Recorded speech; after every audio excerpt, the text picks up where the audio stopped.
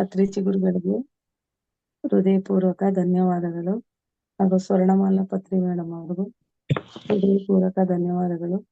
ನಮ್ಮೆಲ್ಲರ ಅಚ್ಚುಮೆಚ್ಚಿನ ಪುರಾಕೇಶ ಮಾಸ್ಟರ್ ಆದ ಪ್ರಭು ಅಚ್ಯುತ ಗುರುಗಳಿಗೂ ಸಹ ಧನ್ಯವಾದಗಳು. ಹಾಗೂ ಇಲ್ಲಿರುವ ಎಲ್ಲಾ ಗುಡಾಕೇಶದ ಎಲ್ಲಾ ಮಾಸ್ಟರ್ಸ್ಗೂ ನಾನು ಹೃದಯಪೂರ್ವಕ ಧನ್ಯವಾದಗಳನ್ನು ಅರ್ಪಿಸ್ತೇನೆ. ನಾನು ನಿನ್ನೆ ಸೀತಾಯಣ ಬುಕ್ ಓದ್ತಾ ಇದ್ದೆ, ಅಧ್ಯಾಯ 1. ಅದನ್ನ ನಿನ್ನೆದು ಇವತ್ತು ಮತ್ತೆ ಕಂಟಿನ್ಯೂ ಮಾಡ್ತೀನಿ.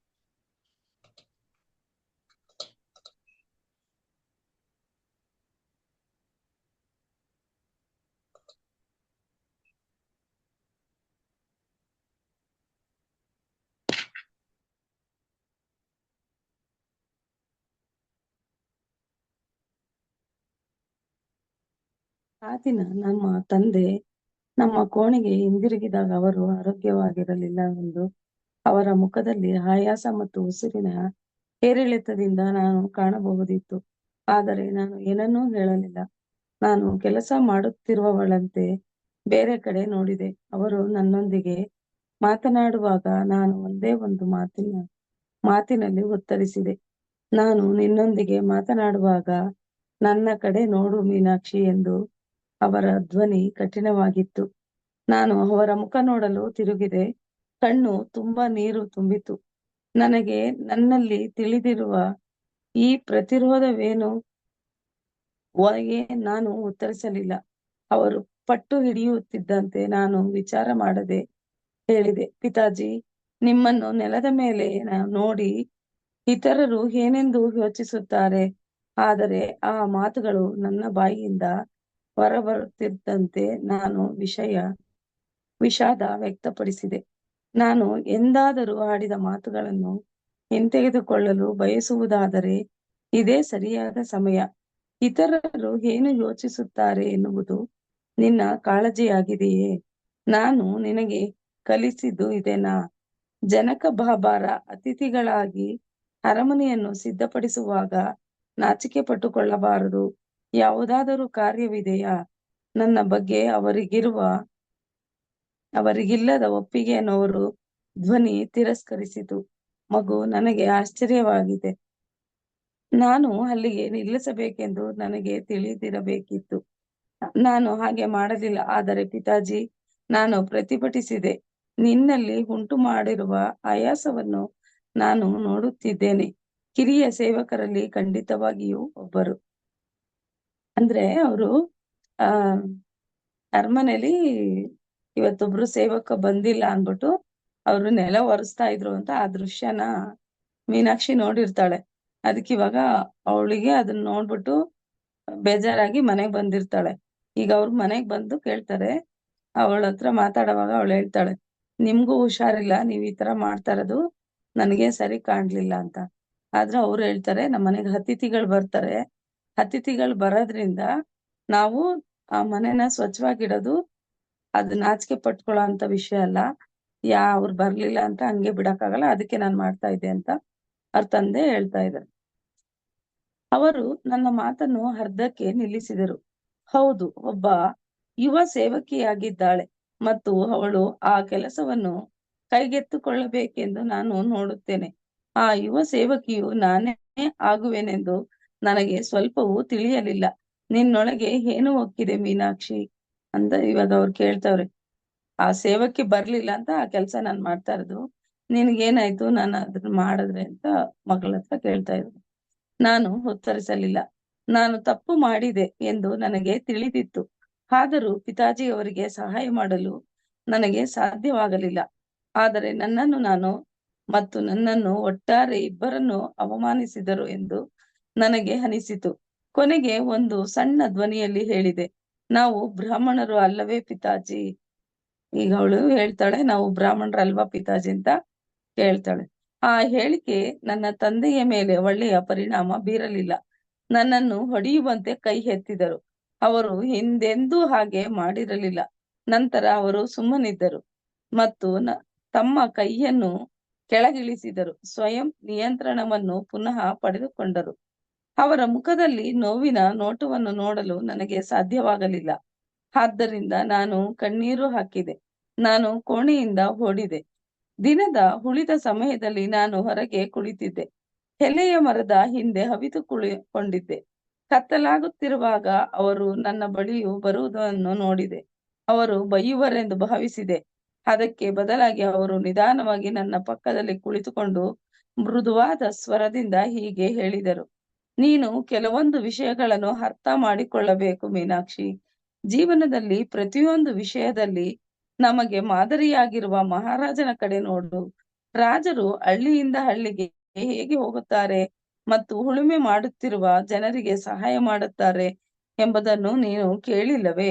ಈ ಹೊಸ ನೇಗಿಲುಗಳಲ್ಲಿ ಹೊಲಗಳನ್ನು ಉಳುಮೆ ಮಾಡುವುದು ಎಷ್ಟು ಕಠಿಣ ಪರಿಶ್ರಮದ ಕೆಲಸ ಎಂದು ನಿನಗೆ ತಿಳಿದಿದೆಯಾ? ಅಂದ್ರೆ ಹೊಸದಾಗಿ ರೈತರೆಲ್ಲ ಕಷ್ಟಪಟ್ಟು ಹೊಸ ನೇಗಿಲಿಂದ ಉಳುಮೆ ಮಾಡ್ತಾರೆ. ಅದನ್ನೆಲ್ಲ ಬೇರೆ ಊರುಗಳಿಗೆಲ್ಲ ಹೋಗಿ ಅವ್ರಿಗೆ ಸಹಾಯ ಮಾಡ್ತಾರೆ. ಅದ್ ನೀನ್ ಕೇಳಿದ್ಯಾ ಅಲ್ವಾ ಅಂತ ಮಗಳತ್ರ ಹೇಳ್ತಾ ಇದ್ದಾರೆ. ಈ ಹೊಸ ನೇಗಿಲುಗಳಲ್ಲಿ ಹೊಲಗಳನ್ನು ಉಳುಮೆ ಮಾಡುವುದು ಎಷ್ಟು ಕಠಿಣ ಪರಿಶ್ರಮದ ಕೆಲಸ ಎಂದು ನಿನಗೆ ತಿಳಿದಿದೆಯಾ?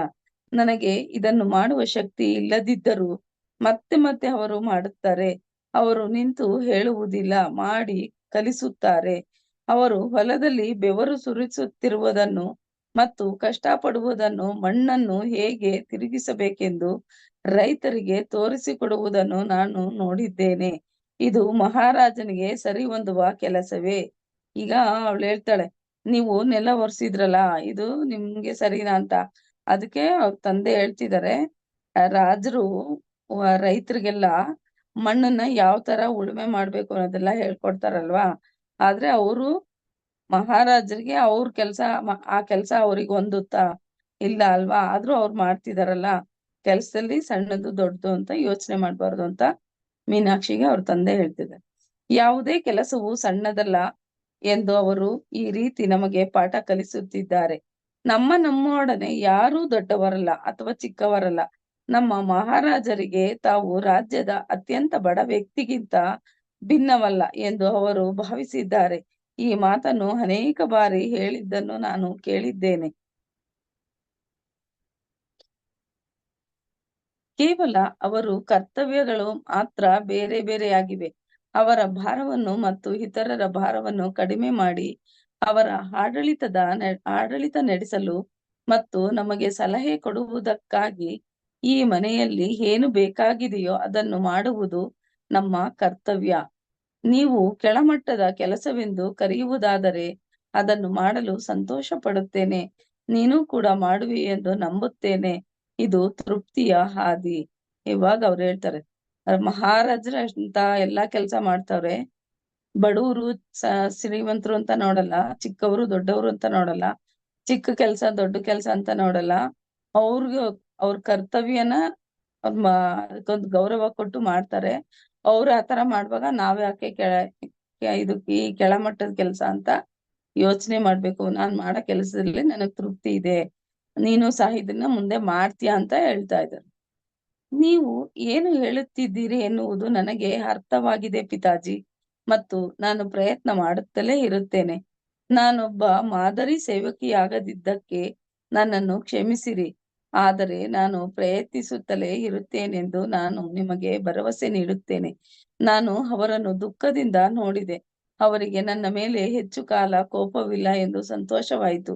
ಆದರೆ ಅವರ ಹಾಗೆ ನಾನು ಇರಲಾರೆ ಎಂದು ನನ್ನ ಬಗ್ಗೆ ನನಗೆ ಬೇಸರವಾಯಿತು. ಇವಾಗ ತಂದೆ ಎಷ್ಟೊಂದು ಎಲ್ಲದಕ್ಕೂ ಹೊಂದ್ಕೊಂಡು ಹೋಗ್ತಿದ್ದಾರೆ, ನಾನು ಅವರಿಗೆ ನೋವು ಕೊಟ್ನಲ್ಲ ಅಂತ ಅವಳಿಗೆ ಬೇಜಾರಾಯ್ತು, ಬೇಸರ ಪಟ್ಕೊಂಡ್ಳು.